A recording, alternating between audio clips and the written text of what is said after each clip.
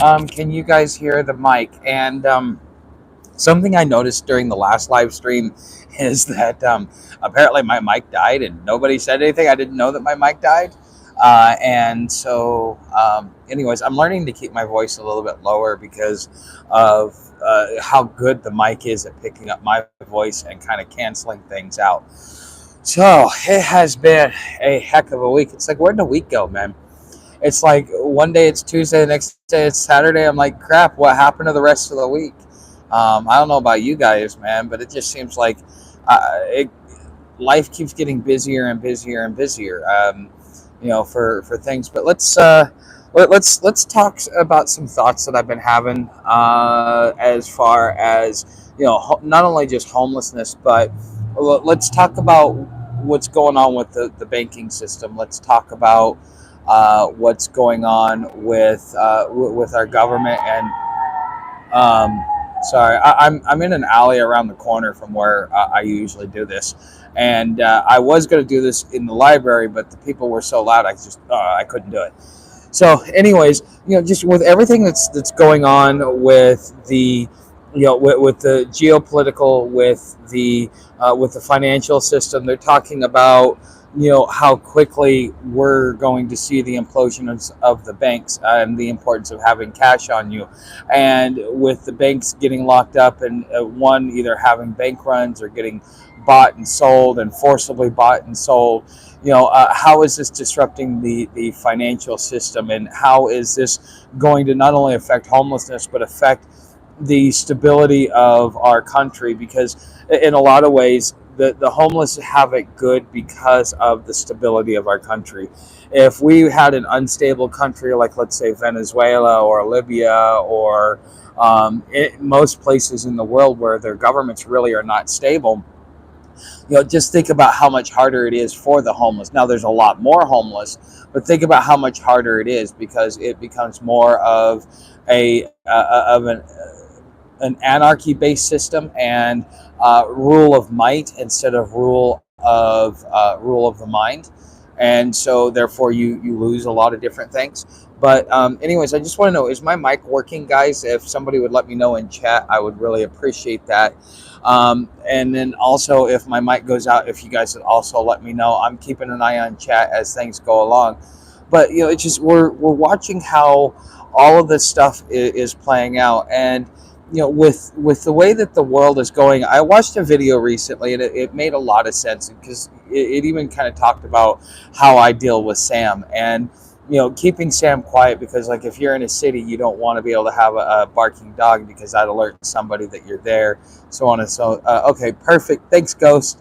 But a lot of these different things are kind of happening on a geopolitical level, and so the cities will become more dangerous for some, and become just be normal every day for most people. And you might be asking, well, like, who's it going to be good for, who's it going to be bad for? Well, the homeless, because we're already in that crowd. In a lot of ways, we're going to be passed over. Being able to blend in with the homeless will give you the opportunity to kind of advert or subvert a lot of the things that the house community is going to get, because those are going to be the people that are going to be clinging to their home, to their possessions, to everything that they have. And instead of going into survival mode, blending in, good afternoon, Jeremy, and all those other things, they're clinging to what it is that they have, because they have the attachment. Okay.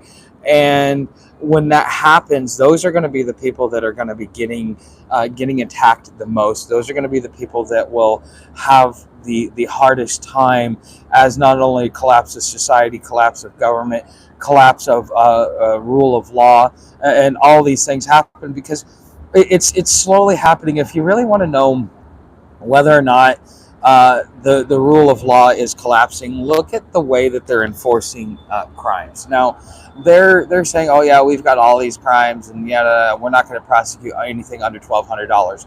Why is that? Because the thing is you have a limited amount of police.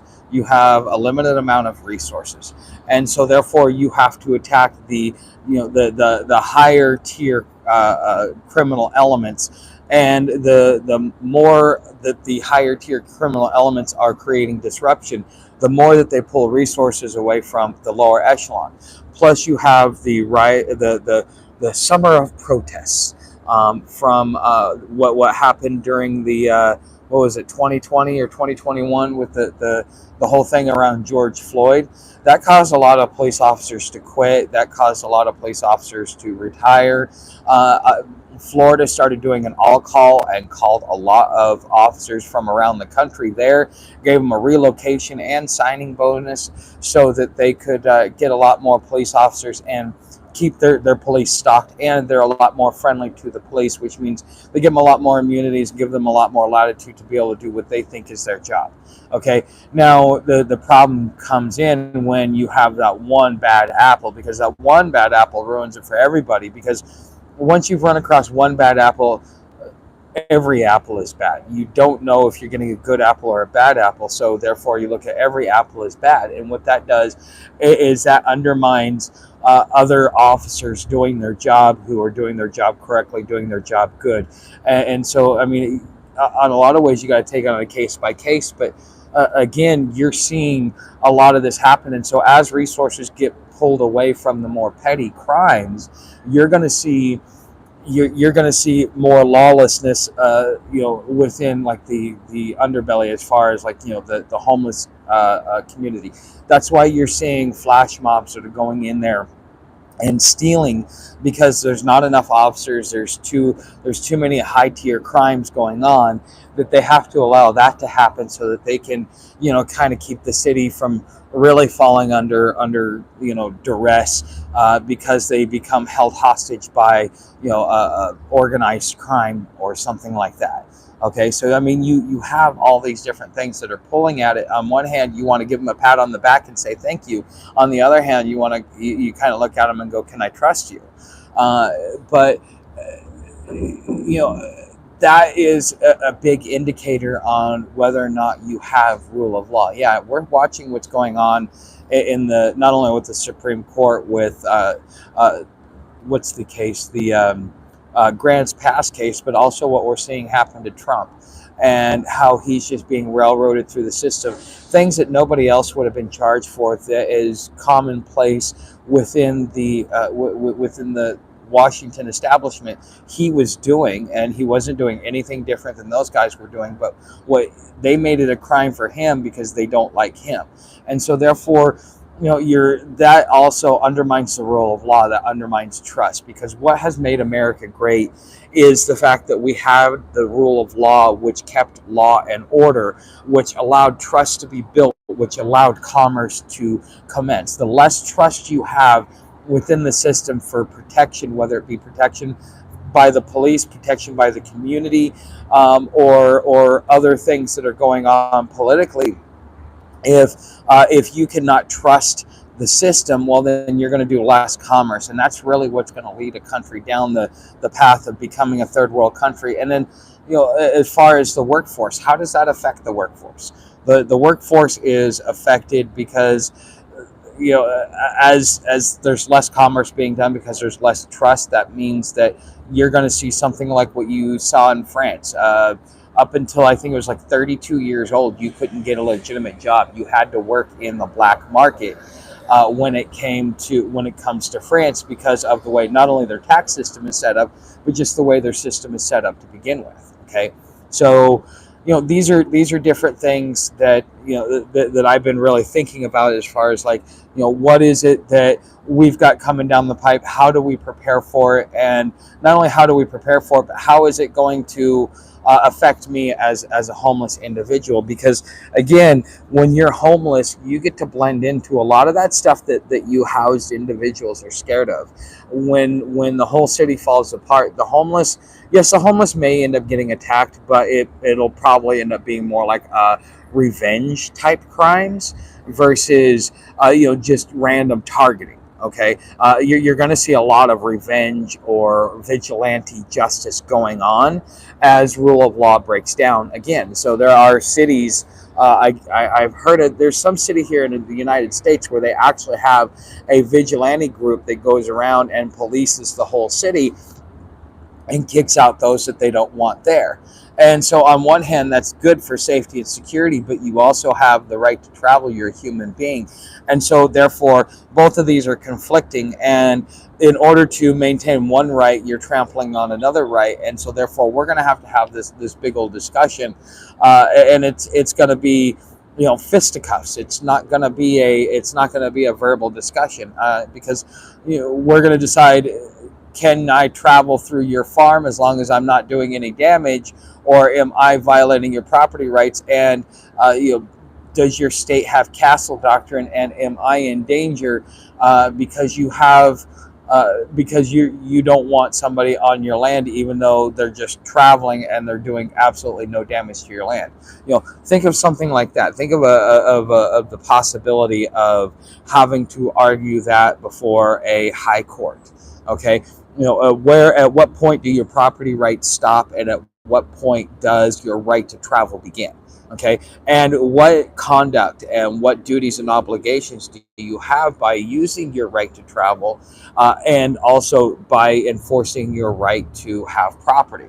So these are different. I think that this is going to be a public discussion that we're going to have, but it's not going to be something that's going to be polite.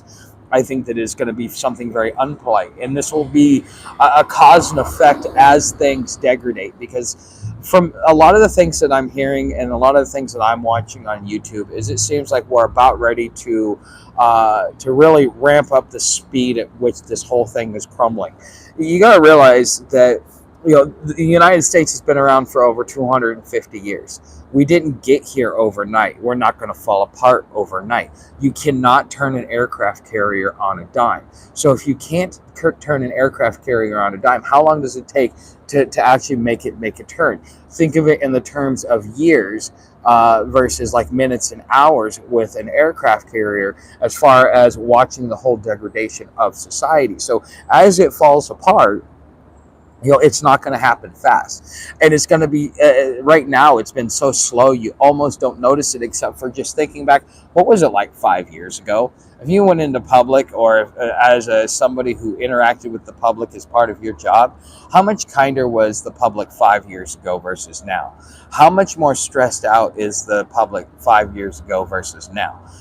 What about the incidents of confrontation that you're dealing with? Like, in 25 years, I've never felt the need to arm myself for my own protection. Now I do. Okay, because the thing is if you really think back and just look at a few years ago versus now, things have really fallen apart a lot, but we don't notice it because it's so slow, and it's just like an everyday slow grind down, until finally one day you stand up and you look around and you go, oh crap, it all fell apart around me and I didn't even know it. Okay, so anyways, let's get to some of your questions. Let's get to what some of you guys have to say. I wanted to share those thoughts because I wanted to see what your opinion was. Do you think I'm right? Do you think I'm wrong? Do you think that I'm off? What ways do you think I'm off? I mean, there's many different ways you can respond. I would love to hear what your thoughts are on this subject, because I mean, it's becoming a pressing enough issue that if you're planning for your future, okay, this should be something that is part of your future, which is, am I going to be homeless? And if I am going to be homeless, what's it going to be like for me? What did it used to be like? What has gotten better? What has gotten worse? What do I have to look forward to? Okay, and you've got to kind of sit there and look around, because each area is different. The way that Florida treats its homeless is different than the way that Ohio treats its homeless, which is different than the way that Kentucky treats its homeless. Okay, and again, a lot of this boils down to what's going to happen in this Bakersfield case, and if that case is upheld like it is expected to be, then we as homeless, we're safe. But you got to realize now that gives them an opportunity to be more creative and to be able to sweep us under the rug in a different way, which is where the whole issue with Florida is coming in. Okay, and so as society falls apart, as we lose the rule of law, then they start putting us in camps. How much more safer are you in these camps? And are these camps mandatory or are they voluntary? Okay, and so 30%, let's just say 90 million people become homeless. Now you got to put 90 million people in a camp plus these migrants. Okay, and then you've got to have order over them. At what point? At what point do you just say you have to stay here because there's nothing else out here?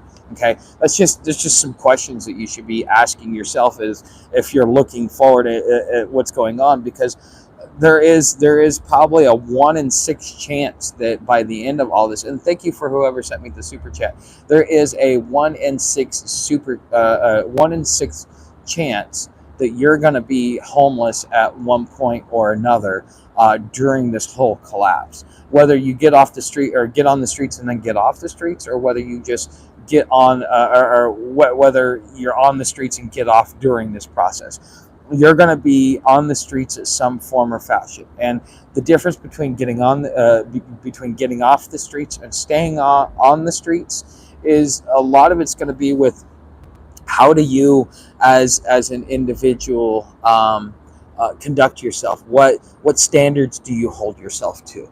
What plans do you have in place to be able to get yourself out of it? Because you see what things are turning about, especially when it comes to the economy. You can't just prepare for the collapse of government, because you also have to look at what the economy will merge into, because the economy will always be there. It will be there in different forms and fashions. We may go back to the free market, but it will still be there. And so you got to ask yourself this simple question of what will the economy look like, and how do I make money to make sure that I can survive so that I have the resources. So when you're thinking about one, you need to think about a lot more than just that one. So, okay. So I say hi to Jeremy. Good afternoon. Hey, Ghost. I haven't seen us so divided in our country. I've been getting hit with pennies as I'm walking down the sidewalk here, and this is a small 20. What city are you in? Like, what state are you in, Jeremy? My bank just closed around my neighborhood. I'm stressed.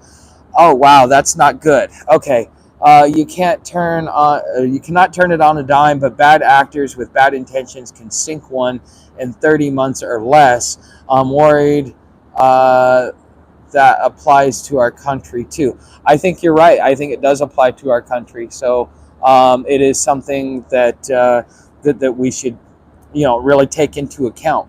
And there's a lot of preppers that are mentioning on their prepping channel, it's like, look, this isn't going to happen overnight. It's not like you're going to wake up and next thing you know, the city's burning to the ground. No, it'll be 6 months, 6 years from now, your city's burning to the ground, but it's a slow process getting there. And it's how do you adapt with all of that? So it looks like we got a lot of likes on that, 4 likes, and yeah, all that good stuff. So, Alfred, thank you for the comment. Thank you for the super chat. So good afternoon, Joanna. Nice to see that you showed up here today. I am afraid to say that you are correct. It's starting to get tense. You can feel the negativity everywhere. Yeah, that's why you've got to be the change that you want to see. Okay. When I go into the coffee shop, so everybody here knows, because you guys have been watching me long enough, Coffee Emporium here in Cincinnati, my favorite coffee shop. Best prices, great service, lots of eye candy. It's a great place to go. Okay. And when I go in, I say hi, I'm polite. When I leave, I say, bye, ladies. I hope you have a great day.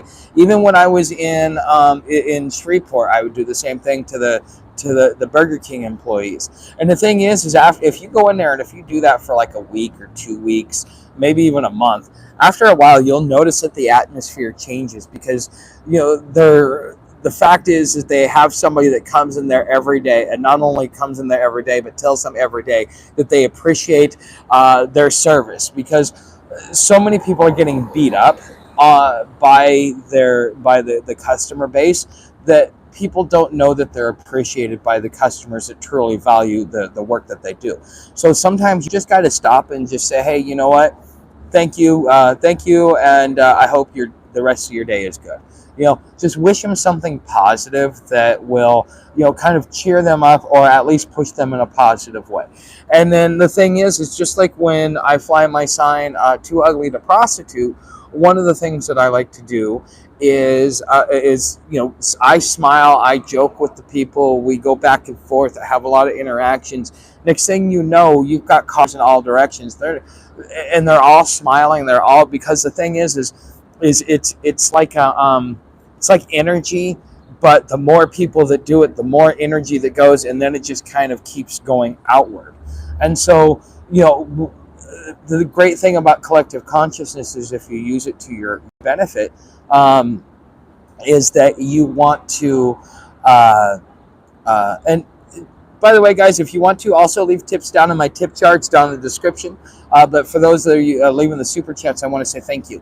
But you gotta. I forgot where I was for just a second. I just saw something pop up on my screen. But it is what it is. So just be a positive force, and it will all come in around you. Okay, so I'm afraid to say that. Okay, yeah, I already read that one. Hey, Brazil. Okay, hey, Christian. I'm not on the streets yet, but had financial troubles when a vehicle died, and I didn't have an emergency fund. Is the loss of your emergency fund new, or have you always been kind of struggling with that, Alfred? So for now, buck up. I keep my e-bike and solar charger ready just in case of an emergency. It's a good idea, because what happens if there's no gas? Okay. Oh, you're in Ashland, Kentucky, so you're not too far from me. Okay. So, yeah, well, Kentucky is still considered the South. Okay. Go get out of the South, and you'll notice that the attitude towards you will change. It'll still be hostile, but it'll be a kinder hostile. I'm seeing it too, brother. Okay. Hey, Ghost. Okay. That was supposed to say 30 minutes or less. Okay. No worries. Hey, Ghost. Thank you for the super chat. Very much appreciated. Okay, let's see.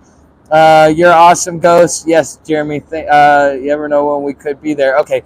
I would have a problem with anyone walking on my property.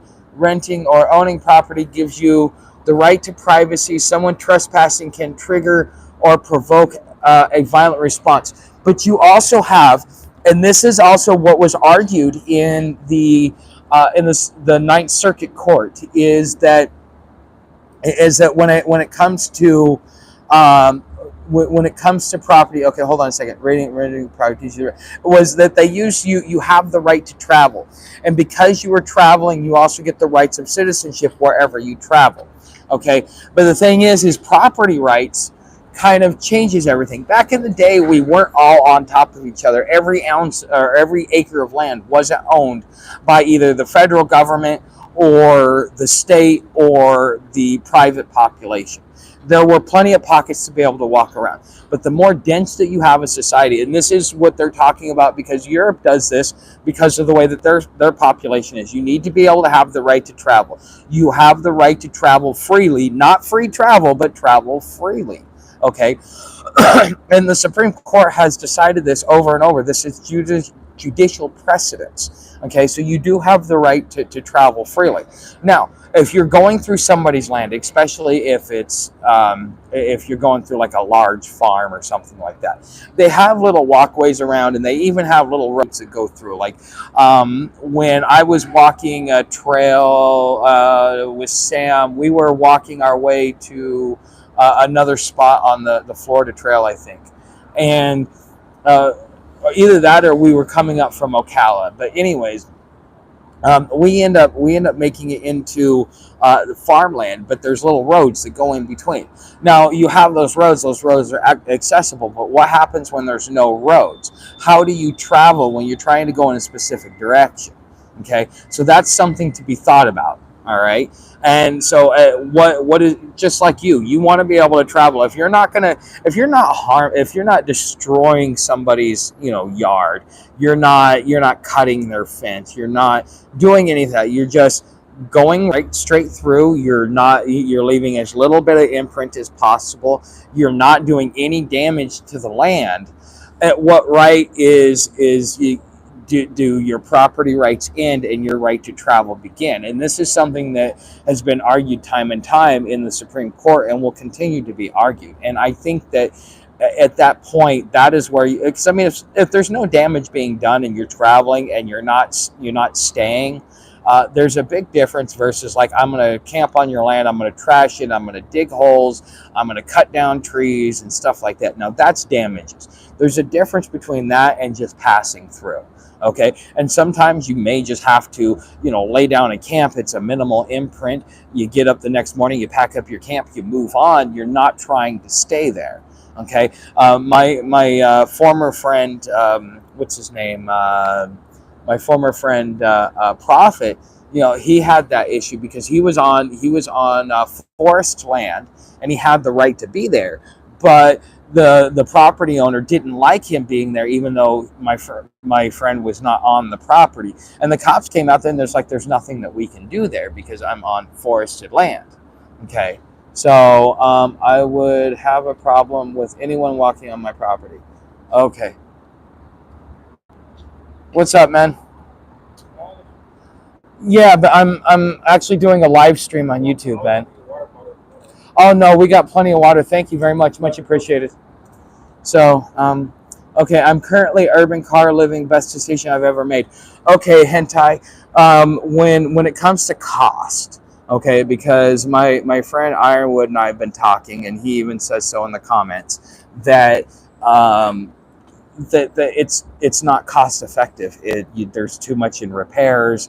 There is too much in cost in maintaining the vehicle. There's too much in the fuel cost, and then decking it out, and all those different things, plus the devaluation of it. And so he says it's not a good deal.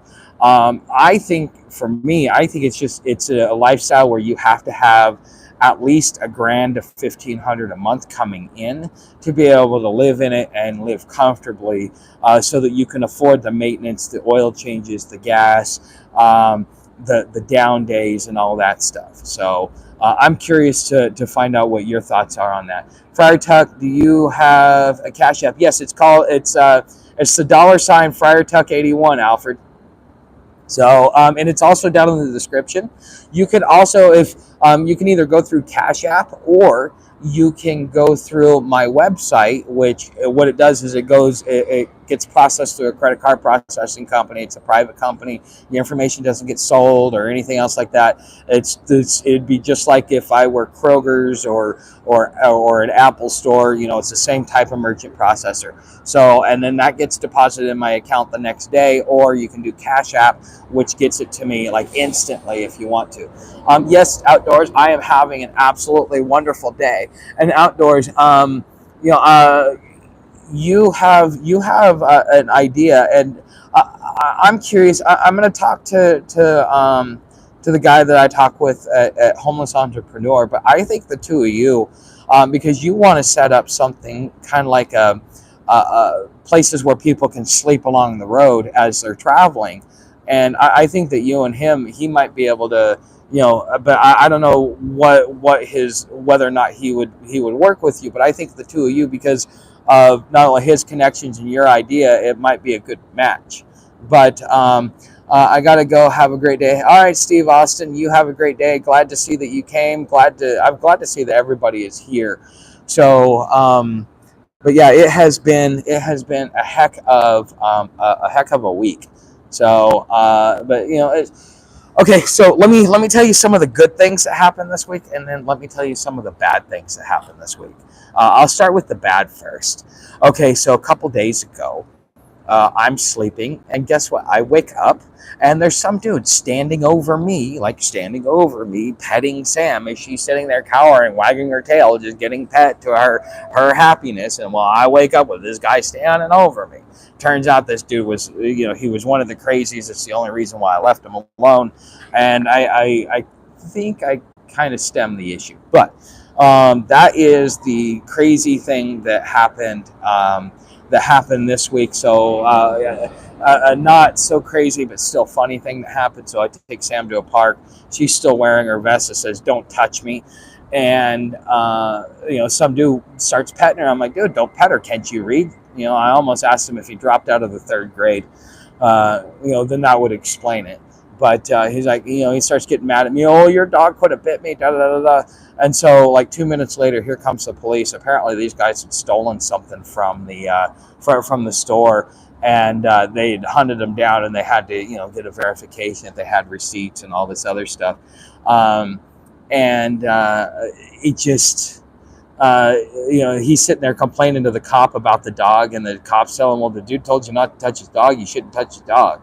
And I'm just sitting there laughing at him. And as I'm walking out, I'm like, yeah, if you could read, it actually says it right there on her vest. And the cop didn't say anything. And this guy just shut up, stop talking, stop complaining, because he knew he didn't have a leg to stand on. It was funny, but weird. But, some dude just trying to get all, I'm glad that the police showed up, because it was kind of like, karma kind of hitting here.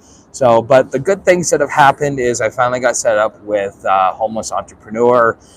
They've got my profile set up. I'm being marketed out to their contacts. I'm really excited about it. There's a guy out of Turkey that has a YouTube channel, and him and I are going to be having a conversation. And I'm looking forward to that conversation, but I'm not exactly sure what questions to ask him. And then on top of that, Mark Horvath contacted me, but I emailed him. I don't know if he got my email or not. Maybe he did, maybe he didn't. Who knows? I hope he did, but maybe he did, maybe he didn't. And let's see what else good has happened this week. Okay, so the library, and you're going to start seeing this a little bit more. So I can't get the lighting good, but I found a place to get sound. So there's a sound room in the library, and like a recording booth. And so it's got the fuzzy thing, so it stops the reverb and all that stuff. So it takes all the echo out, and I can talk really low, and I don't have to worry about because right now you guys may not be able to hear it, but outside it's pretty, it's pretty loud out here. So that's why I'm talking a little bit louder. But I'm trying not to peak because I have no control over the software. But now the next live stream that I do, which will be on Tuesday at 3. Tuesday at 6. I will be in the sound booth, and every Tuesday and Saturday afterwards, that's where I plan to be, unless somebody schedules in front of me. But I'm reserving these about a week in advance, so you gotta, that way I can make sure that nobody gets my time slot and that I have the availability that I need. And then what I can do is, if I want to, is and this is going to change how I'm going to start doing my video editing, because I'm going to start taking advantage of this, but it's going to take a minute. Okay, if you guys have noticed, my videos are getting better. The quality, the sound, you notice I'm talking with the microphone that I just bought. So the quality of my videos are getting better. And I want to continue to make them more engaging, because my next step in all of this is to get my content to where people are staying with it longer. Okay, so the longer that they stay, the more ads they're exposed to, the more ad revenue I get, the higher ad revenue I get, and it plays better into my pocketbook, and so therefore that is part of my incentive to do quality videos. On top of, I really want to be able to have that professional polish, like a lot of these bigger YouTube channels do. Even if I'm not like 100,000 subscribers, I want to get to a point where I'm making content like that, so that one day I may be able to get there. Okay, so let's go back to some of the things that you guys were saying. Number could be there. Okay, I would have okay, we already talked about that one. Okay, we talked about that one. Yeah, so I talked about Cash App. Okay. Okay, so cool. Do you know where Bosnia is? Yeah, when I joined the Marine Corps, I was actually looking to get shipped to Bosnia. So that's part of the reason why I even chose infantry when I could have done a lot of different other jobs. Because I wanted to go to Bosnia, Kosovo, and then I would have gone to Afghanistan and Iraq. And so I know where Bosnia is, or at least the general vicinity of it. It's part of the old Eastern Bloc. It's It's around Kazakhstan and Romania, if I'm correct. So it's better to teach someone to fish or better to buy. Is it better to teach someone to fish or buy them a fish? Well, I mean, come on, Ironwood. You know the answer to that question. I mean, this is a truism in life. You teach people how to fish, because the thing is one day they may not be able to provide you that fish, or there may be too many people asking for a fish. So, it's just, yeah, it's better to teach someone to fish. But the thing is teaching someone to fish and be homeless. Now that is a special feature. I mean, that. Okay, understand this from my point of view. Okay, from my point of view, I'm looking at it and go, okay, most of the people that watch and deal with the stuff that I have, they're preppers. Okay, there are some homeless, there are some homeless advocates and stuff like that, but most of the I would say, because I look at a lot of my data, and I would say at least 1/3 of my audience is preppers, or they keep themselves involved and understanding what's going on in the prepper community. Okay, so you're trying to tell these people that one day they're going to be homeless when they're saying, well, no, I got a homestead, I got all this, I got all that, but they never paid off their debt. They still, I think, what is this, like 80 or 90% of all preppers are still in debt in some form or fashion. I don't know what the extent is, but that's one of the most important things. You don't own something until you pay it off. Until then, you're just renting it, and so if you're renting it, that means that it can be taken away from you, and so therefore you should be expecting or planning or anticipating that it will be taken from you at one point in time, and so therefore getting yourself prepared. And then because of the negative connotation that there is when it comes to homelessness, because people think that you're either crazy, have an addiction issue, or both. Not realizing that it's actually not that big of a portion of society, or the homeless community, that actually has those issues. Those are just the ones that you see because they're incapable of going out and doing anything other than what you see them doing. Okay, because they are either that far gone.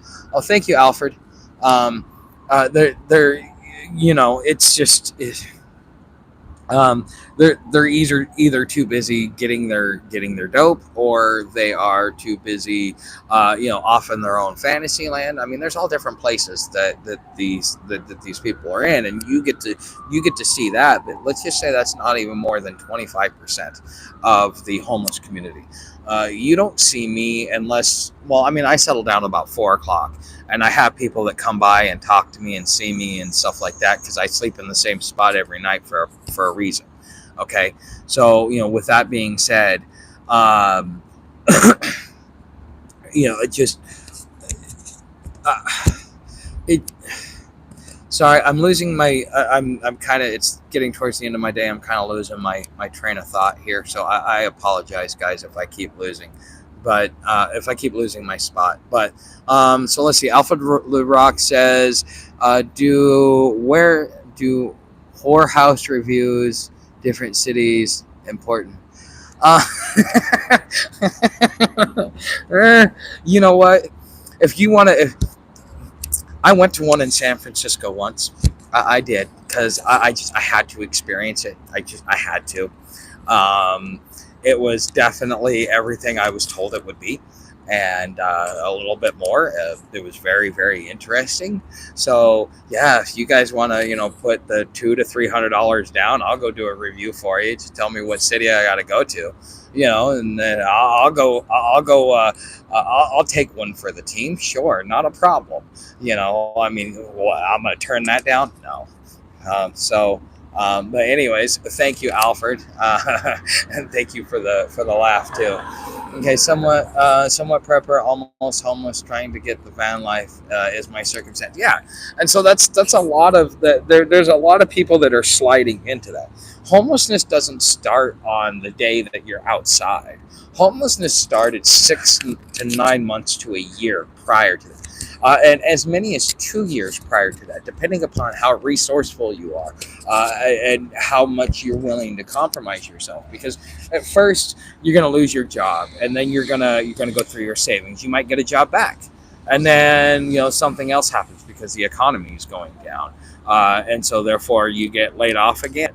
And so now your savings gone. Now you're borrowing from friends and family and hoping that you can put it together. And you're like, okay, fine, fantastic.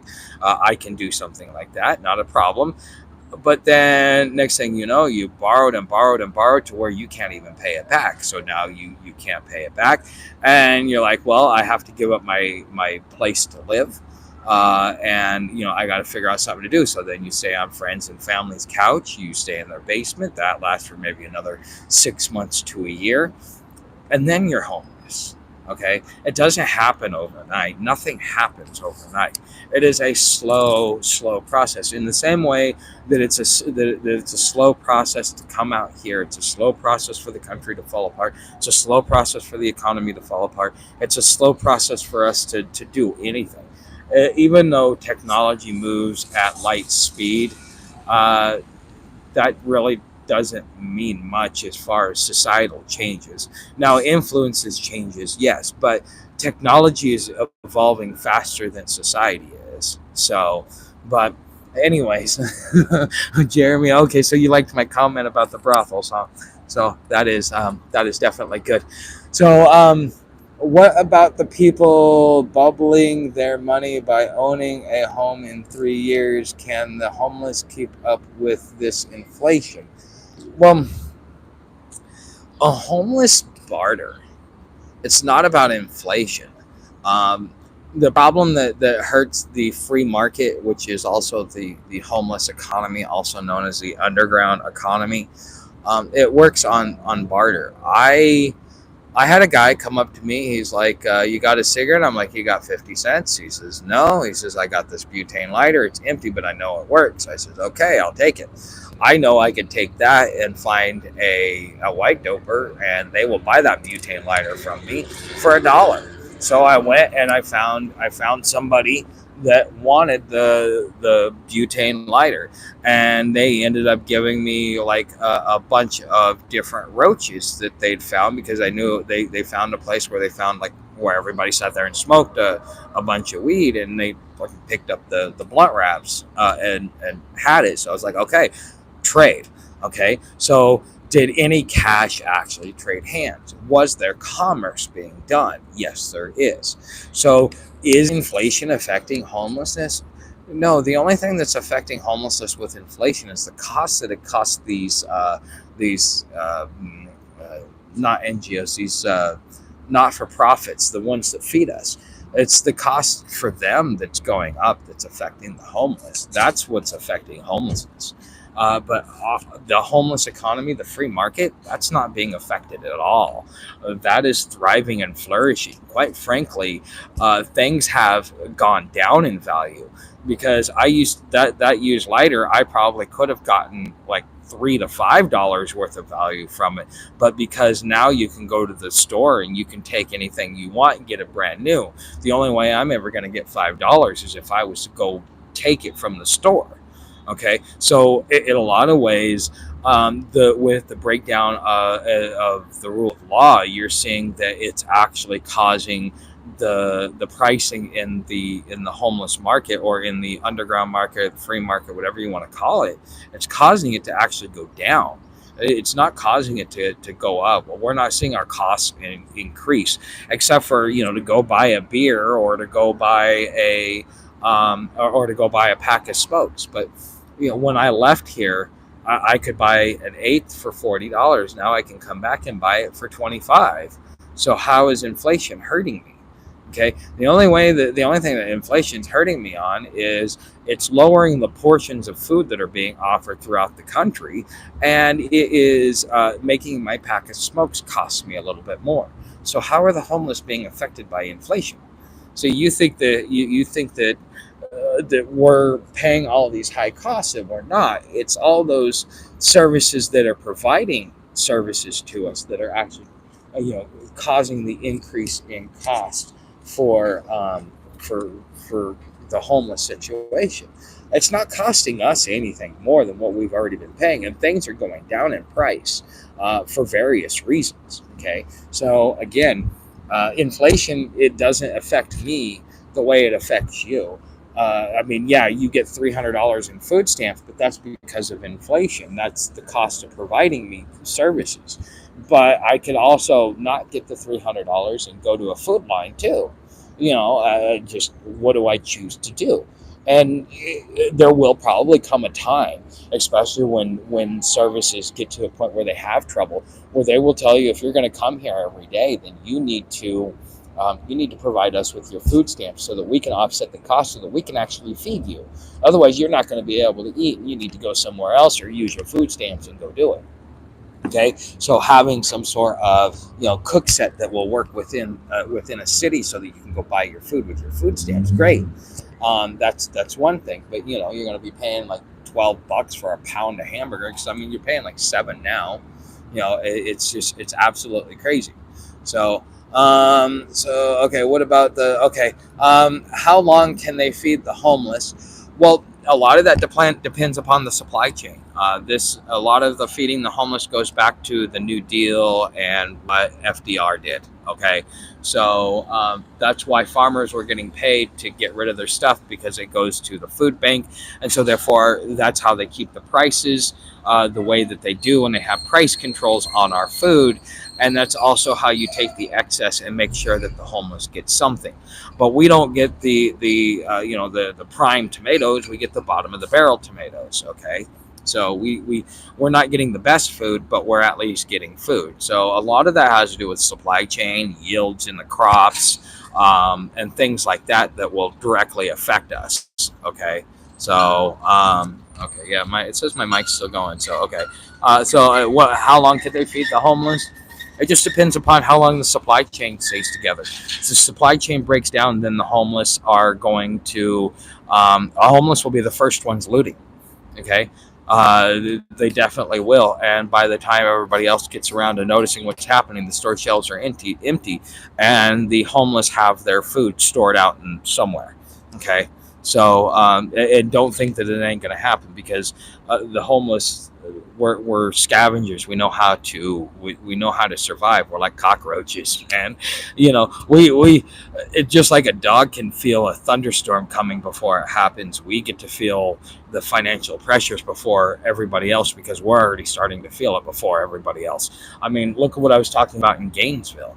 In Gainesville, oh, in Gainesville, what is it? You used to actually be able to get seconds, and then it just became you only got firsts, and then it became smaller portions, and then it became some of this and some of that, and as you see, the portions are going down, and a lot of the country is facing that, especially the South, and any red states is where all of your homeless are going to pretty much come close to starving to death. Now, there is one thing that is going on. Let me double check here. Let me make sure.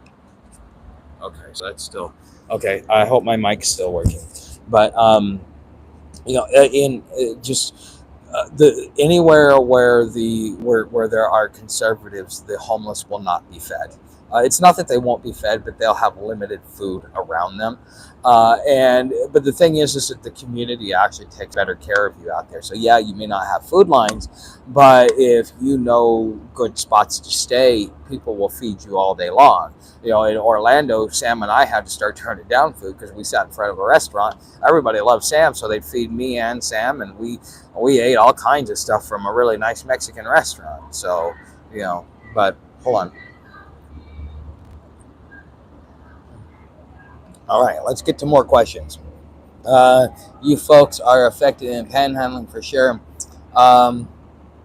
Both extra money. The way that the homeless are being affected by panhandling at this point really has to do with distracted drivers. Okay, so let's think about it like this. Somebody pulls up to a red light. First thing they do is they pull out their phone. I watch people as I was flying my sign. They stop, they look down, they pull out their phone, they pull it out of the purse, they pull it out of wherever. They pull out their phone, they start doing it, they keep looking up and down just to watch for the light. As soon as the light turns green, they put their phone down, they start driving. how are they ever going to see your sign? Okay, one. Two, the more that they get rid of cash and the more that they make cash less viable, the more the homeless are going to be affected. There's going to have to be a way, a system, and the homeless will figure this out, and people will also figure this out, is that there's going to be a system where the homeless can be able to pick up that spare change and that loose change. But instead they may, instead of doing that, that may be what leads in UBI, because in order for them not to, for us not to be completely affected and go apeshit, um, they're gonna have to give us some form of universal basic income under a certain income level, if they go that full digital route. But if they don't, then you better be flying a sign with your Cash App hashtag. But again, people are distracted driving; they're not even paying attention to you.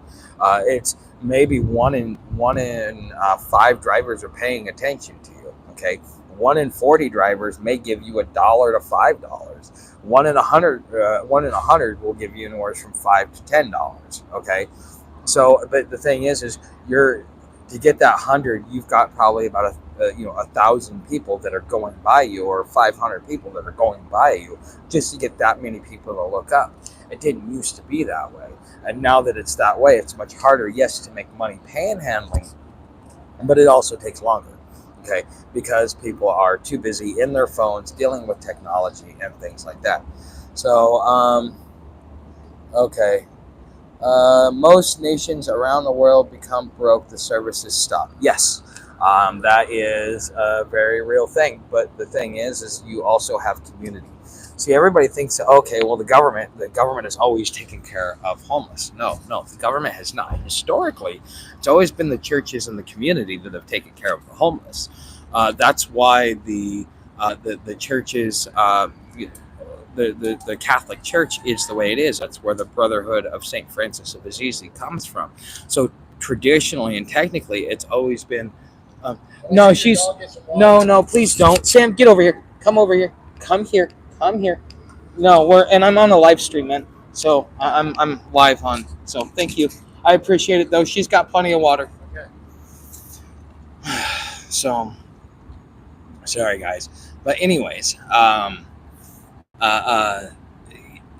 the church has always been there. The community has always taken care of it. But the thing is you've always had an ability to be able to make money, to be able to support yourself, whether it be being a farmhand, just so that you can get a little bit of food and a shelter or a place to camp, or whatever it may be. But a lot of those options aren't available anymore like they used to be. Okay, and so once the government took it over, it's just like education. Once they took over education, they the American student has gotten stupider. Well, the same thing. Once the government took over homelessness, it got worse. It got to the point where now everybody's at the risk of becoming homeless. Okay, but again, it's always been the church and the community that's taking care of the homeless. The social services around here don't help me. The people that help me are, one, you guys, and two, like the people that walk by and see me and Sam and go, oh, you guys are homeless, and we want to make sure that you're taken care of. You don't look like you're all beat up and worn out and all that other stuff. So then they give whatever it is, whether it be, here's some chicken, here's some food, here's a couple of dollars, here's something to drink.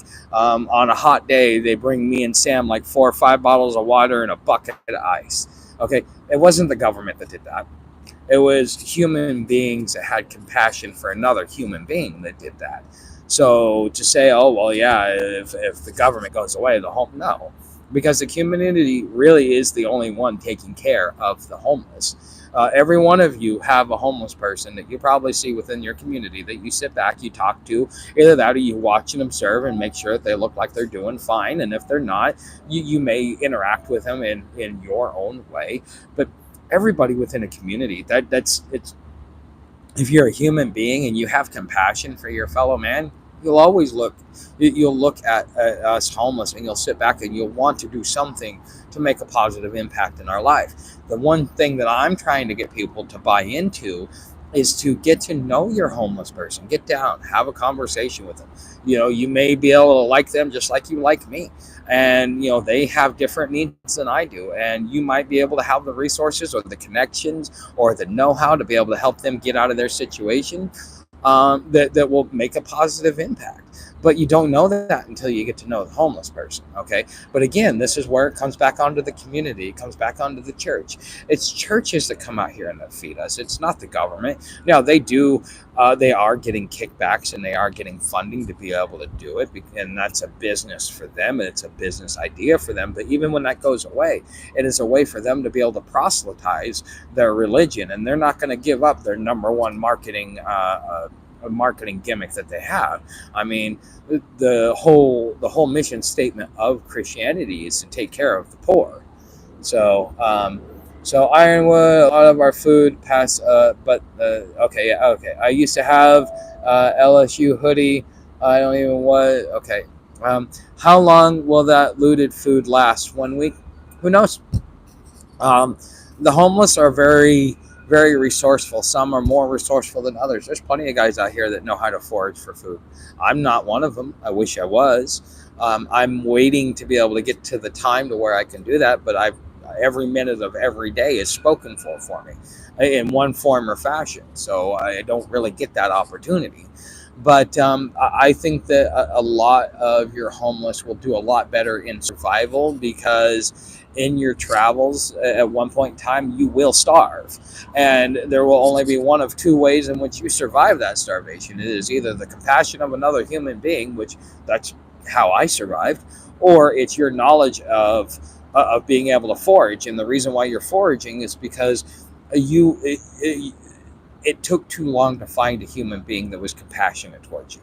Okay, that's really what brings you to foraging, at least in this lifestyle, in my opinion, based on my understanding and my observations. Because I don't want to state it as fact, because I know I'll get pushed back. Like, no, that's not true. Okay, so, but that's just my observation, my understanding of the homeless community and how it works. Okay, how come the churches did not feed the Russians when they were starving to death? Just one example. Because they abolished Christianity. Christianity was not allowed to operate. That was one of the main premises of communism, was to get rid of religion. When no one can find food, how will the church find it? Here's the thing about the Catholic Church.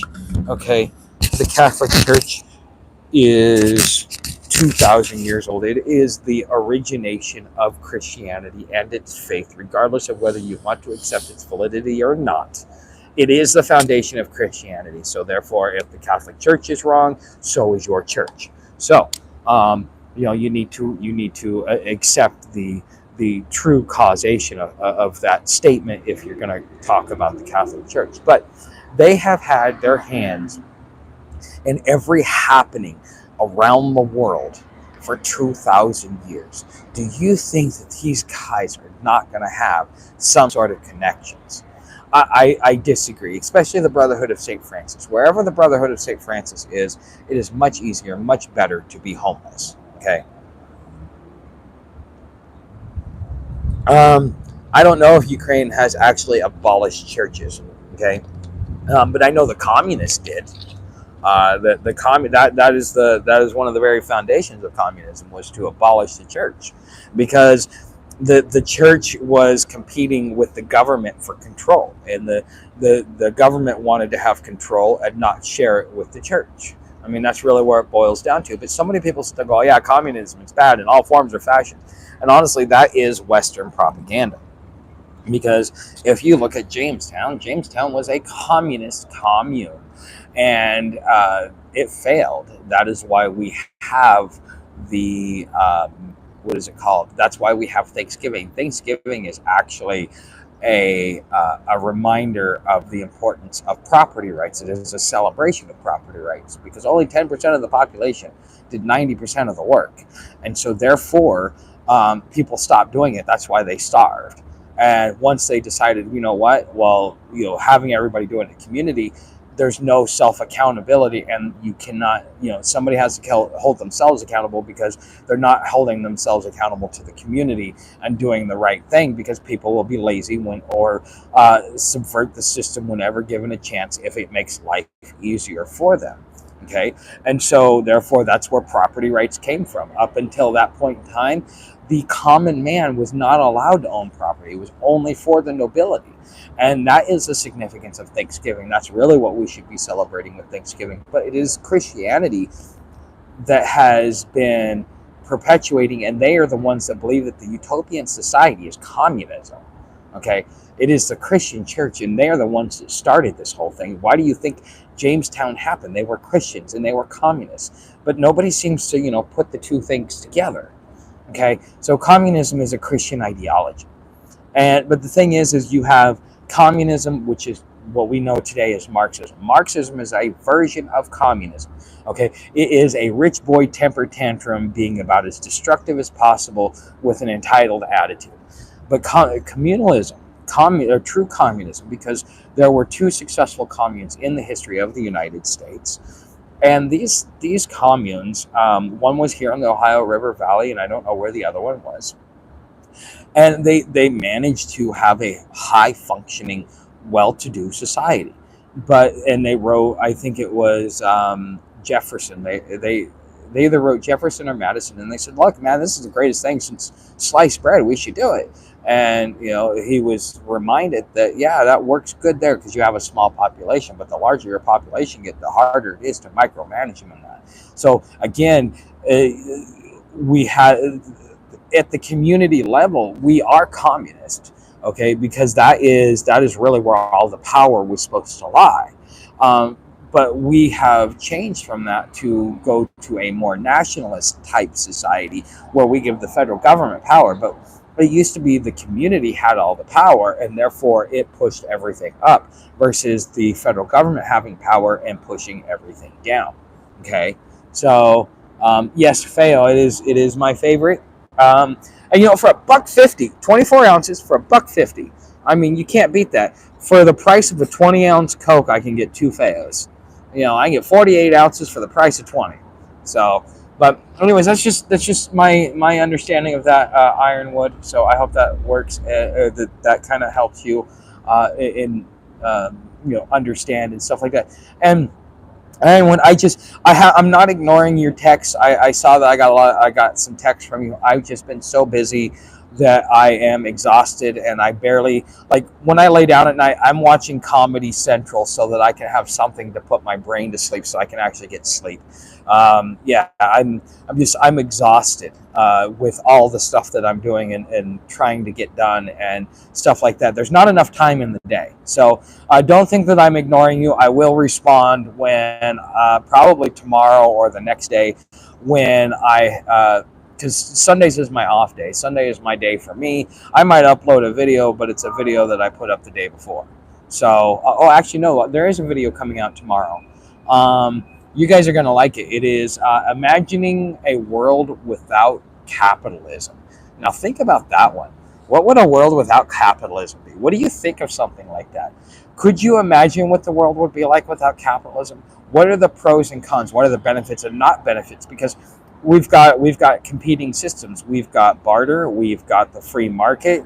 Because we're already in basically a socialist economy to begin with, a socialism economy. So you've got not only price controls, but too much government oversight and regulations. I think that if we were to move to something, what would be something that would be beneficial to the people? And of course, it would be the free market. It's always going to be the free market, but you also have the modernized version of the free market through the Project Venus. Okay, so you have all these different things to be able to look at.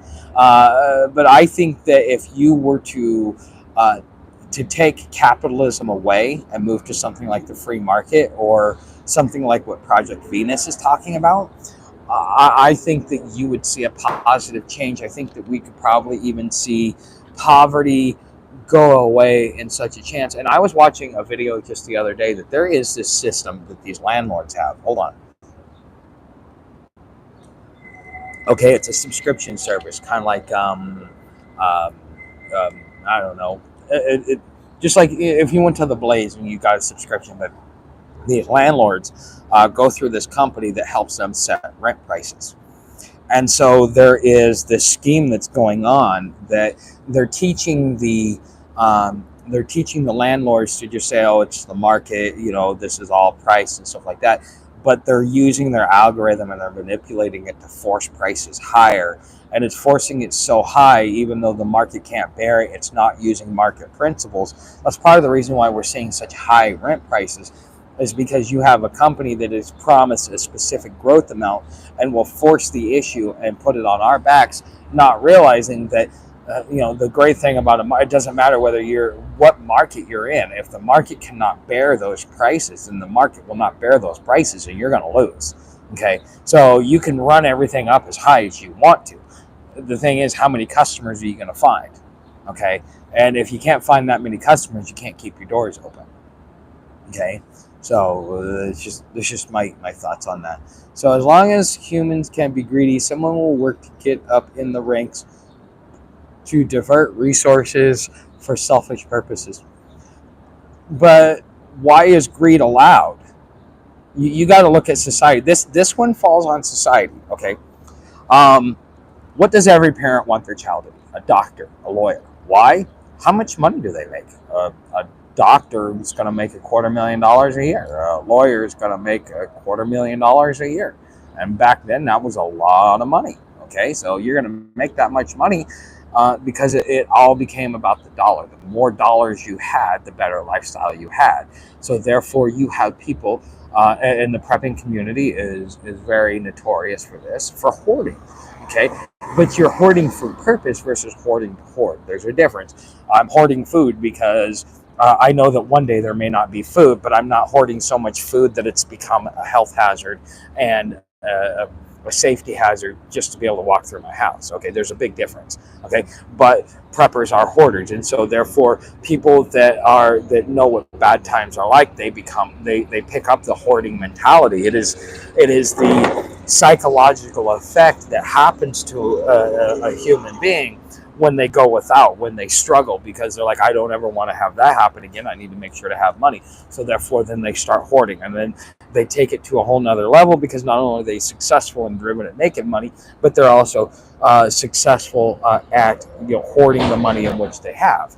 Okay, and because we allow that, because we as the peasant want to be like that, and so therefore we tolerate what our rich and elites do, because we look at ourselves and go, if I was in that situation, I would do the same thing. So as a society, as the rules that bind us together, as the social etiquette is written, has made greed not only acceptable but a positive trait to have. Now, is it like that in every society? No, there are some societies that don't have that. That greed is not their issue, but their issue may not be greed for money, but their issue may be greed for power. Okay, but every system has the potential to be exploited, but it's whether or not the social norm, the social etiquette will allow for it. And because our Western social etiquette that is based upon capitalism, i.e., he who has the gold makes the rules, and so therefore you want to make the rules, so you want the gold, so therefore you're going to allow certain things because you know you need to do those things in order to be able to have the gold to make the rules. Okay, so therefore we made it socially acceptable. When you stop making greed socially acceptable, greed will go away. It's very simple. Um, okay, always fails and people die. Okay, greed is always go. Yep, the clown got me through some hard times. Okay. Dependence on the modern supply chain creates hoarding out of knowing now how fragile our supply chain is. Yes, again, we are seeing adversity, hard times. So like the video I was talking about today, it was with PTSD. Life is traumatizing. Okay, life is like just to be human, you're gonna face some sort of trauma. Whether it be having your reality broken because Santa Claus no longer exists, or it doesn't matter what it is, but being human, you're going to have some sort of tragedy in your life. And that tragedy is going to have a psychological effect. Some tragedies have more of a psychological effect than other tragedies, okay? Especially when it comes to your safety. So have if the supply chain is going down and people know what it's like to starve, because I know what it's like to starve. Even with Sam, I've starved a couple of times. I haven't gone more than a day and a half without food, but I have gone without food. She hasn't, but I have. And the last week I did it just because I didn't feel like eating. So you get to that point where starving is it's going to create certain psychological habits, because either you're going to be traumatized to it to where you never want to have it happen again, or you're going to accept it as just something that happened and just roll with the punches. And those are going to be the people that actually make it out, because the difference between me making it through, getting over my PTSD to where I can have a functional life, versus in my 20s when I couldn't have a functional life, was because in my 20s I was mad at that lady because she couldn't follow the rules. I couldn't let it go. Okay. And once I let it go, because I realized I had no control over it, there's a lot of things in there that's like, yeah, that played a part in it. But you have to, if you don't want these psychological traumas to have a long-term negative effect, you have to learn how to accept the things that are going to happen. It is inevitable as a human being that you're going to experience trauma. Yeah, it's going to be hairy. You're probably not going to let it happen again. You're probably going to be able to notice the warning signs, but try not to let it affect you too much. Hey, Joe, glad to see you. So, okay. Okay, so supply chains heading out. Okay. Sorry, I'm tardy. Okay, well, do you have a doctor's note, Joe? We need a doctor's note. So, been super busy and a lot of miles. Yeah, so I've been seeing on your thing. Hey, Joe, something that you might want to consider is going to the library. They may have sound booths, they may have study rooms, they may have rooms like that to where you can sit there and do your videos. And you might even be able to use a computer to be able to do the editing, and so therefore you can do an overlay and you can still do a faceless channel like what you've been doing. Just a thought for you. And you might, if Tomcat watches this, it's my same suggestion for you. That's how I'm able to do it. So why not just move to a nation that is trying to end capitalism? There aren't many right now. Well, because the thing is I'm not. This is why immigration is wrong. Okay, so Billy Meyer, you guys know how I feel about Billy Meyer, so I'm not going to beat around the bush. One of the things he talks about is how immigration is bad. Why is immigration bad? Well, for a couple of reasons. One is you are subjugating your responsibility, saying, it's not my problem, I'm going somewhere else. Okay, well, you know what? You created your problem. Your problem is going to infect the rest of the world. And so instead of taking responsibility, you run away and go, here, I just want to start somewhere new, somewhere else. Okay. You have that effect, but then you also have the effect on the culture, the social services, the social safety net, and all those different things. Immigration is something that is not a positive thing. It could be. There is a potential for it, I guess. But at least the way that I understand it from Billy Meyer is immigration is really not a proper thing, because really what you're doing is you're running from your problems instead of standing in there and fixing it. And so those that are showing up at your borders are going to be just as much in turncoats when everything goes bad here as they were when they left their country. So why would you want to have them there? And to infect? It goes back to the parable of the wild vines. Okay, so the wild olive branches. Okay, and I know a lot of you that are Christians, you know exactly what I'm talking about. Okay, you don't want to allow your society to be infected by those that cannot come into society, assimilate properly, and be an addition instead of a negative asset. Okay, so why not just Hydra? Okay, between ass rock, trash, couch, and barber chair, I can't find a quiet spot to rant. For $26, I bought this. You notice how, I mean, I've got traffic going on. There's a major road right there. You tell me how quiet it is. How good is the mic?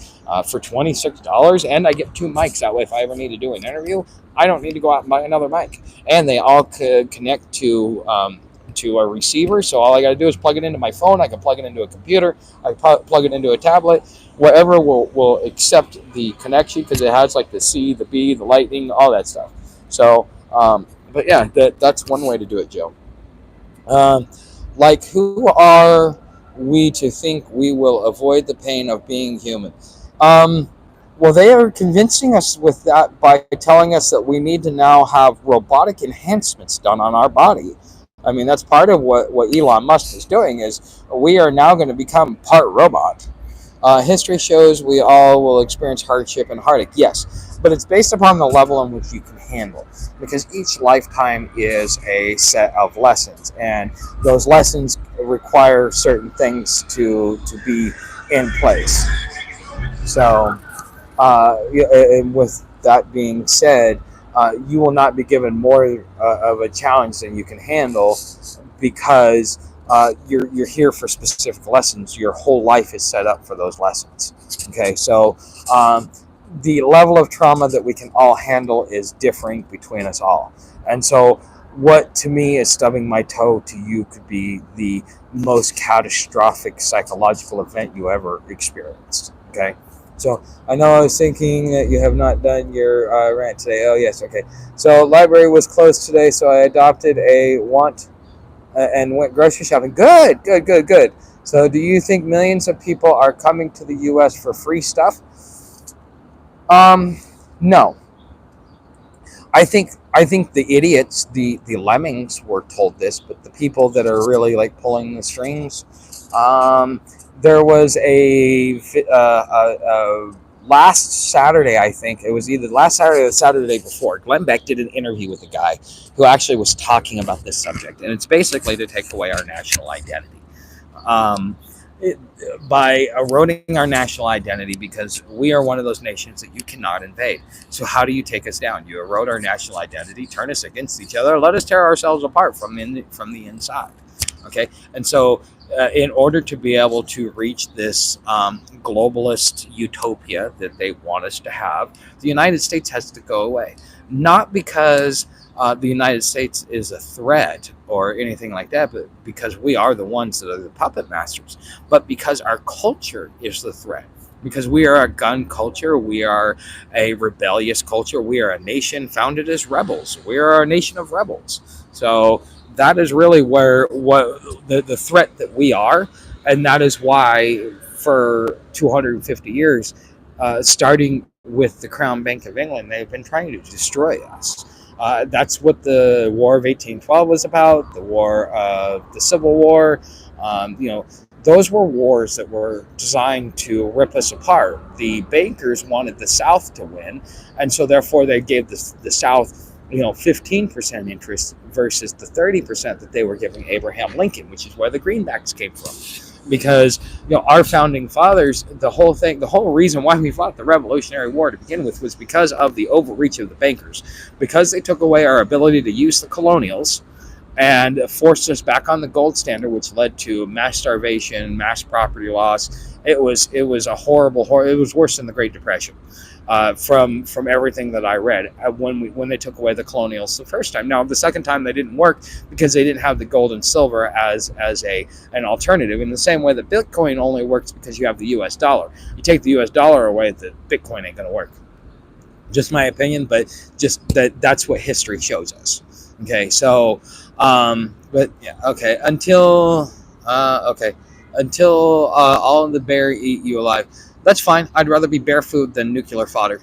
So good microphone. I'm not hearing any background noise. Well, a little bit. Yeah, well, for being in a noisy downtown Cincinnati, not bad. It's pretty good. That's why, last week, about probably 15 minutes in, all of a sudden my mic dropped out. Nobody told me. Turned out that my battery died, and I had to go charge it. So I made sure to charge it today. So can you live in New York City being homeless without a job when you do not get free stuff? Like I said, there's always the community. The community will take care of you. The community always has.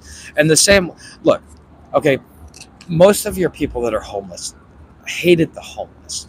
And so the universe is a way to teach us a lesson. It says, okay, well, if you don't like the homeless, we're going to make you homeless. Okay, so therefore now you get to experience it from both sides, not only being the aggressor, but being the victim.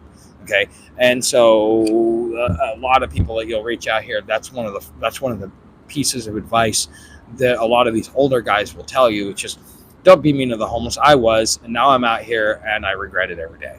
Okay, and but even those people, okay, even in their heyday when they hated people, they wouldn't let you starve. They're not going to let you starve. They're just trying. They're in their forceful way of trying to motivate you to do what they think you should do versus what is really right. And there's a lot of different. There's a lot of nuances there, but we have become a nation where we feel that we have the right to rule your life while we destroy our own. Okay, so using the word migrant now implies TGE North and South American continents are one continent with no country borders. Think on this one. Language is fluid. Thus, our ideas. Yes, language is how we are enslaved because they take our very simple language that we have, our everyday common language, and they redefine it to mean something completely different. Therefore, we think that we're vindicating ourselves when we're incriminating ourselves because they switch the definitions around. For example, to apply. What do you think to apply for a job is? To apply for a job means I'm going to go out and I'm going to find a job. I don't think anything of it. How does the legal sense define to apply? To apply is to be a beggar. You are a beggar. Beggars can't be choosers. Don't complain about the wage. Don't complain about the job because you're a beggar. You cannot choose. Okay. You asked for a handout and you got a handout because you were a beggar. You couldn't provide your own work on your own. You were a beggar. Again, this is how our language is being used against us because just look at those simple definitions. What you think is harmless is actually derogatory. Just like the Aboriginal, which means not original. That's why they can enslave a lot of these tribal nations. It's because they've convinced themselves to identify themselves as not original when they are the originals. And if they were to apply themselves as the originals, the federal governments that are doing what they're doing to them would actually not have the authority and power to do what they're doing. But they have been convinced for so long that they are not original, thinking that they're saying that they're original because of the language and the way that it's being defined. Okay. So okay. Using the word okay. Do you know how many millions of Americans starved to death during the Great Depression in the United States? No, don't have that stat. I'm sure it's probably less than what China and Russia had, but they also had different forms of government and a different social fabric. We have a different social fabric than the rest of the world. That's what makes us unique. One of the things I was talking to a guy about in line is like, I remember growing up, people actually kept their distance. You didn't just run up on somebody. You kept your distance, so on and so forth. The people that would like stand on top of you, that was a European thing. Now everybody stands on top of each other. It's like how tight can you make this line? And it didn't used to be that way. Things have changed. So hold on.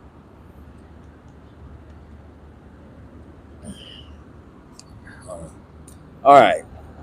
What other topics do I have in mind for homelessness? I'm curious. What do you guys think about the mental health things that I've been talking about? It does not look like I'm getting the influx of views that I get on like the first one, but I'm still getting views, I guess you could say. So I'm trying here. So I've been looking at my stats, and maybe you guys will understand what I'm talking about. Last month I did 20,000 views. The month before that I did 30,000 views. I'm trying to figure out why in March I got 30,000 views, but in April I got 20,000 views. I put out 4 more videos than I did in March, but yeah, I got less views.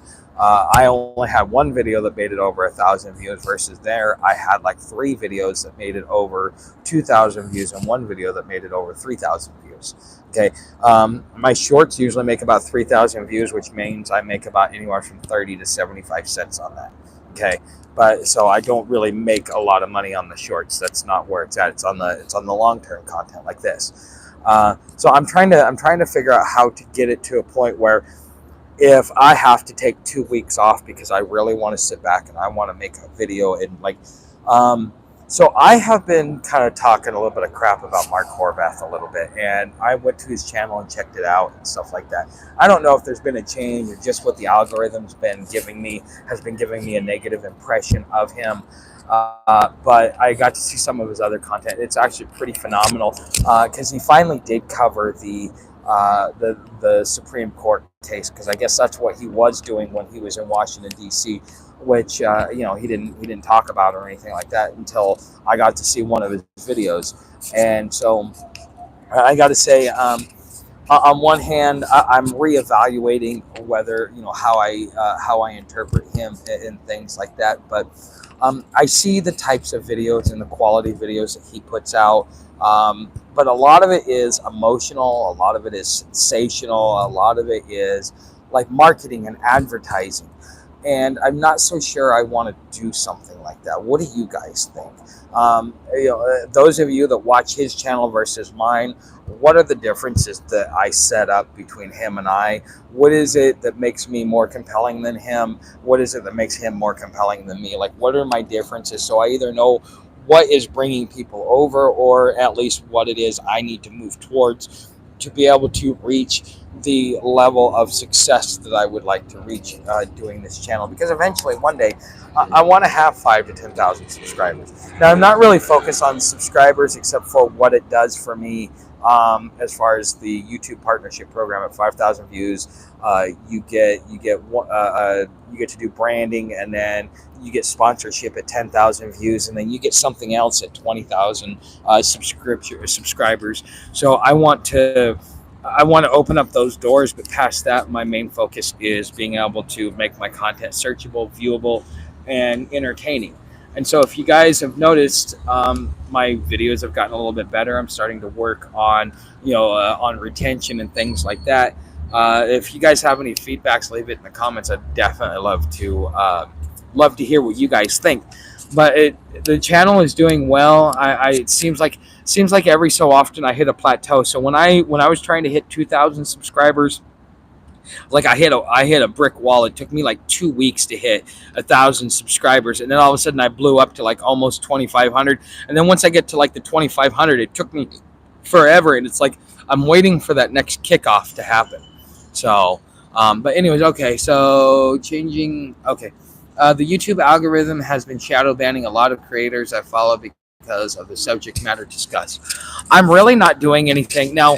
I may have hurt myself with that Second Amendment argument, because I've noticed that since that Second Amendment argument, I haven't gotten a lot of views from the videos in which I do, but I can't prove it. And it could be just, my own little conspiracy theory that is not even based upon facts. But, at least my observation is I've noticed that ever since I made that Second Amendment video, my views have gone way back down like they were before I went to the whole re-education camp. Now, they haven't given me a warning or a strike or anything else like that. They haven't sent me a letter saying we need to re-educate you, or your content is bothering us. So, I mean, I don't know. So, Cloward pivot attack. Okay. That is a type of attack, if I remember correctly, but I don't know what it means. What did you say about the Second Amendment? So what's his name? James O'Keefe came out with a video that was undercover about somebody from the DoD talking about getting rid of the Second Amendment, and that was what the DoD was working on because they were worried about armed citizens. Well, I talked about that in the same way that I talked about what gave me my last strike. So I've gotten deleted once. I've gotten one strike and one warning. Okay, no, I've gotten deleted once and I've gotten one warning, but no strikes. Okay, so my warning was about was something that the New York Health Department put out that contradicted what the World Health Organization put out, and the World Health Organization is the authority when it comes to talking about certain subjects. So if you contradict those, then yes. But that's part of what the re-education thing is. It just kind of lets you know where their points of fact are coming from, what organizations you have to parrot, and what organizations you want to ignore. So even though the New York Health Department issued a warning, that warning contradicted the World Health Organization, so therefore it was misinformation. I have seen homesteading videos getting insane levels of views. It's nuts. Yeah, because I think that people are starting to figure out, like, how do I live off grid? And homesteading's, the next step. They say nothing and millions of views. Yep, pretty much. And I think that that's really, people just want to be made to feel good about their situation. They want to be made to feel good about everything that's going on. They don't really want any solutions because it requires work. It requires them to make changes. It requires effort. And the average American has been conditioned that all you have to do is think that you're it, and therefore you are it. I mean, you can convince yourself you're a woman, so therefore you're a woman. So, I mean, if you convince yourself you're president of the United States, well, apparently you are president of the United States. So, I mean, when that happened, people are looking for a sounding box, somebody to tell them what they already know and what they want to hear. They're not looking for somebody to challenge their ideology. And I hope that I'm challenging your ideology, because I know with the content that I'm putting out, it really is challenging the ideology of the content that has been put out there from other content creators that are talking about homelessness. I think Joey the Gypsy is the most realistic one that I've seen, though. So there's a couple of them, but they don't last very long on YouTube, though. That's the thing about homeless YouTubers. They don't last very long, it seems. A couple years, and then they're done. Most important thing to me is the second, first, and then fifth. Well, the second gives you the first and the fifth. So did you know that the Fifth Amendment is actually two things? Most people think Fifth Amendment means no, you're not going to self-incriminate yourself, but it also does mean that that is also the double jeopardy clause that is in the Fifth Amendment as well. So, non-opinion strategy is a political strategy outlined in 1966 by American sociologist and political activist Richard Cloward and friend. Okay, I knew I'd heard of that. It's been a while since I've looked into all that. So, I really appreciate your content, by the way. Well, Andy, so are you from Portland, Andy? As I see the PDX, that is the airport code for Portland, Oregon. So, yeah, if you are, my mom grew up on 89th and Powell, so I hope Oregon is getting a little bit better than what it used to be, unless people like it that way. Although there are some things that most people don't like about Oregon that I agree with. So if you haven't hit that like button, make sure you hit that like button. Okay, we are sitting at about an hour and a half, and this is probably the longest we've gone in a while. But that's because I left an open mic for you guys to be able to interact with me. It seems like you guys like this free and open style more than, a dedicated style that talks about a specific subject and then opens it up. So you're going to be seeing a lot more of this. Also, next Saturday, we are going to be looking at making another attempt to do the Patreon live stream, okay? Because I've got 10 members over there. I made a promise that I would do that. We didn't get much traction, and I keep forgetting to do it on these Saturdays, and then also kind of prep you guys for it. So keep an eye on the community tab. If you're subscribed and you want to watch the live streams, make sure you have the bell notification on, so that when that pops up, because what I'm going to do is I'm probably going to put it up a couple hours before, so it will be in the community tab. And then at 3 o'clock, which is 3 o'clock Eastern time, is when I do my live streams. I'll probably be doing them at 3:15 and 6:15. For the Tuesday, it'll be 6:15 because of the sound booth. But starting next Saturday, I would really like to do that. I want to get you guys prepared for that, so I would like you guys to be able to do something like that. Okay. Yeah, that is really my big push. And my other thing is guys, please share my videos. I think one of the biggest differences between March and April was because I asked you guys to share. I got more shares in that month, which means I got more exposure, which kind of blew up the channel and made it do really, really well. So what I want to do is I want to kind of start making that a habit with you guys, is if I could get you to share my content as you watch it. on some of your social media platforms, so that it kind of brings more exposure, especially if you think people need to hear this content. Okay, I finished dinner. Need to go get 500 gallons of lawnmower gas. Holy hell, that's a lot of. Well, like, are you planning on like living off that for 20? That's a lot of gas. Okay. So, all right, Alan. Oh, number one. Perfect. I like that. I like that sign. All right, guys. So I'm going to go ahead and end it here. Thank you for watching. Thank you for being part of the channel. Everything else is down in the description, especially the tip jar. Thanks for watching. See you in the next live stream.